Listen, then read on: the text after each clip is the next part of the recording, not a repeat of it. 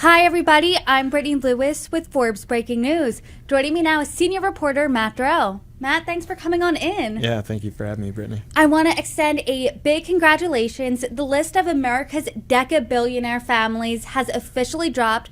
Before we dive into the list, I want to know why you raised the stakes a bit and now made it Decabillionaires. Sure. For about a decade now, we've periodically been doing a list of America's richest families. In past years, most recently in 2020, we just did the top 50 richest families. And to get to that 50 number, the cutoff was as low as, I think it was around, the poorest family on that list was around $7 billion. But obviously, asset values for everyone have gone up a lot since. So we figured it made sense to sort of up the ante and look at families with a minimum net worth of $10 billion. And we ended up with almost the same number of families. We had 45 families on the list. So after you upped the ante, walk us through the methodology a little bit. How did you construct this list? Sure. We obviously do our sort of main list, the Forbes 400, and then the World Billionaires list, which, focuses on individual wealth. And, this list is interesting because it captures, some very rich folks that for whatever reason don't appear on, one of those lists, sometimes because, the founder of the fortune has died and it's, either split so many ways that the individual family members wouldn't show up as individual billionaires on one of those other lists, or just sometimes it's not as clear how the that family fortune is split. Most of these families are multi-generational. We exclude, people like Elon Musk, who obviously would probably, be the world's richest family if we counted him, but we're excluding people from our billionaires list who we credit with their entire family's fortune, usually the founder of the fortune. Good. I wanted to talk about numbers next. So let's start with the members of families. You said it's multi-generational. Is there a sweet spot of how many family members are on there, or does it really greatly vary? There's a lot of variety. We tried our best to estimate, and find as many family members as we could, including, basically all descendants of the founder and their spouses. And you've got families like the DuPonts, where it's, long removed from the founder, and the family members are up in the thousands. And then there are, a few families on the list that, maybe have, as few as 10 or so. So to answer your question, there's a lot of variety. And combined, how much is this list worth? Yeah, so the 45 families on the list are worth a pretty staggering $1.3 trillion, split among just 45 families. So that's a huge amount of money, yeah. Eye-popping to say the least. But who are some of those famous dynasties that made the cut? Yep.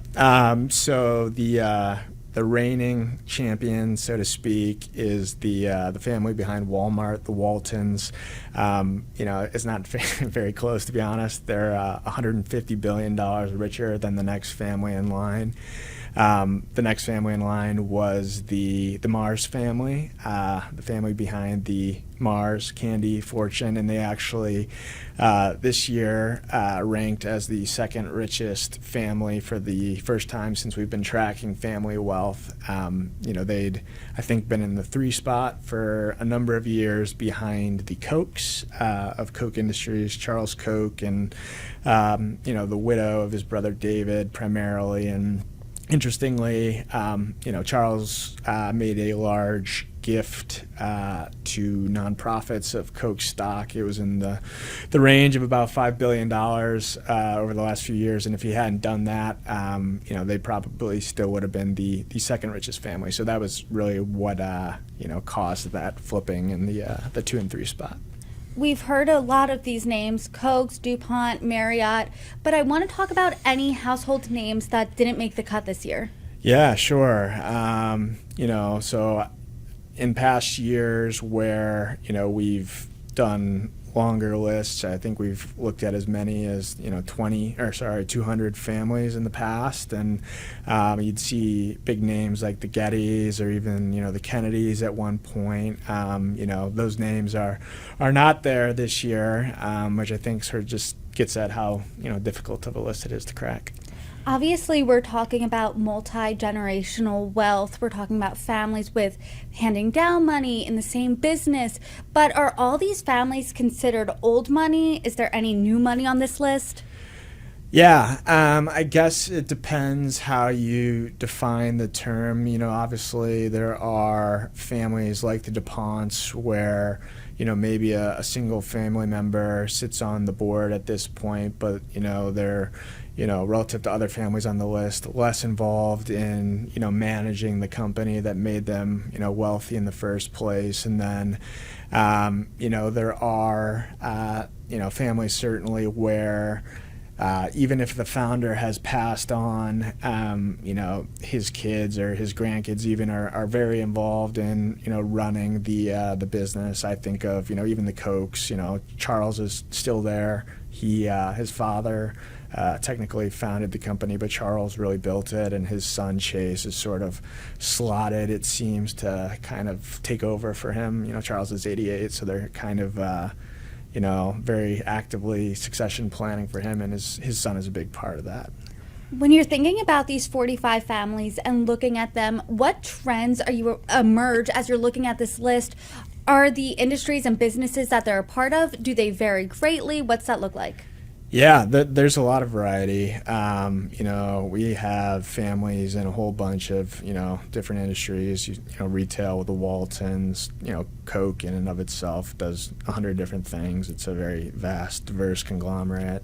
Mars, Candy, a few real estate families. So, yeah, I think we had pretty good coverage, spanning many different industries for the families on the list. I know you highlighted a few of the stories, but were there any surprises on the lists or any other families you want to highlight? Yeah, so we actually only, and now in the past we've had longer lists, so more families made it in the past, but there was only actually one family that made it onto a Forbes families list for the first time, and that was the Millstone Winter Heyman family, and that they're the family behind it's a conglomerate called Standard Industries, and we consider the founder of that fortune to be this guy called Saul Heyman, and he was a corporate raider in the, I believe, 80s, and actually he founded Standard Industries, and then it was his two son-in-laws. They call them the two Davids. It's David Winter and David Millstone. That's where the Winter Millstone comes from in that, three-word family name. But they took over the conglomerate pretty early on and sort of built it. So they are a newcomer and certainly an interesting family that folks may not have heard of on the list. And we are a little bit over a month into 2024. Does it look like it's going to be a good year money-wise for these families? Yeah, I would say your guess is as good as mine, Brittany, but, I don't know. Yeah, there's a lot of sort of uncertainty out there about what the next year will hold, not only for these families, but for everyday Americans and the individual billionaires on our list. So I guess we'll have to wait and see. Well, Matt Durot, thank you so much for your reporting. You're welcome back anytime. Thank you, Brittany.